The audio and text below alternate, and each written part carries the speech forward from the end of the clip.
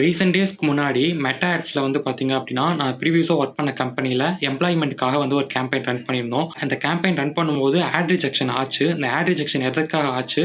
அதை எப்படி நம்ம சால்வ் பண்ணோம் அப்படிங்கிறத இந்த வீடியோவில் பார்க்கலாம். ஃபர்ஸ்ட் டைம் பார்த்தீங்க அப்படின்னா, என்னோட ஆடை வந்து நான் அப்ரூவல் கொடுத்து கன்டென்ட்டு, என்னோட கிரியேட்டிவ் எல்லாமே நான் பெஸ்ட்டாக பண்ணிவிட்டு நான் அப்ரூவல் கொடுக்கும்போது பார்த்தீங்க அப்படின்னா, அது ரிஜெக்ஷன் ஆச்சு. நான் மறுபடியும் அகைன் வந்து நான் பார்த்தீங்க அப்படின்னா, ரிஜெக்ஷன் ஆனோடனே செகண்ட் டைம் வந்து கன்டென்ட்டும் சரி, கேப்ஷன் இது 2யுமே பார்த்தீங்கன்னா செக் பண்ணிட்டு திரும்ப ரெக்வெஸ்ட் ரிவ்யூ கொடுத்தேன். ஸோ செகண்ட் டைமும் பார்த்தீங்க அப்படின்னா, என்னோட ஆட் வந்து பார்த்தீங்கன்னா ரிஜெக்ஷன் ஆச்சு.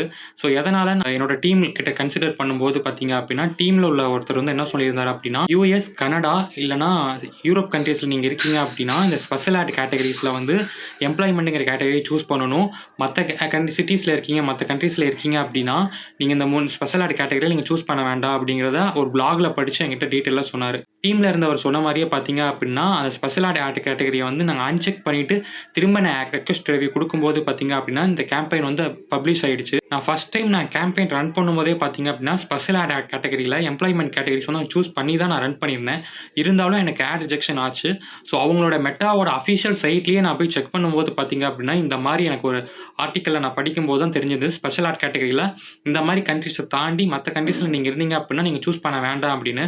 ஆக்சுவலாக எதுக்காக அந்த ஸ்பெஷல் ஆட் கேட்டகரி நம்ம கண்ட்ரீஸில் இருக்குது அப்படிங்கிறது தெரியல. நான் தேர்ட் டைம் நான் அப்ளை பண்ணும்போது என்னோட ஆட் வந்து அப்ரூவல் ஆயிடுச்சு. இதனோட எக்ஸ்பீரியன்ஸில் என்ன கற்றுக்கிட்டேன் அப்படின்னா, நமக்கு லேர்ன் பண்ணும்போது அது எப்படி ஸ்டெப்ஸ் ஒர்க் ஆகும் அப்படிங்கிறத கற்றுக்கிறத விட, அதை எப்படி அல்காரிதம் பேக்எண்டில் ஒர்க் ஆகுது அப்படிங்கிறத நம்ம கொஞ்சம் டீட்டெயில்டாக கற்றுக்கிட்டோம் அப்படின்னாவே நெக்ஸ்ட் டைம் இதை தப்பு நடக்காமல் நம்ம பார்த்துக்கலாம். ஸோ இதை பற்றி உங்களோட தாட்ஸ் ஏதாவது இருந்துச்சு அப்படின்னாலும் கீழே கமெண்ட் செக்ஷனில் மென்ஷன் பண்ணுங்கள். இந்த மாதிரி social media digital marketing connect தெரிஞ்சுக்கிறதுக்கு என்ன நீங்கள் ஃபாலோ பண்ணிக்கலாம்.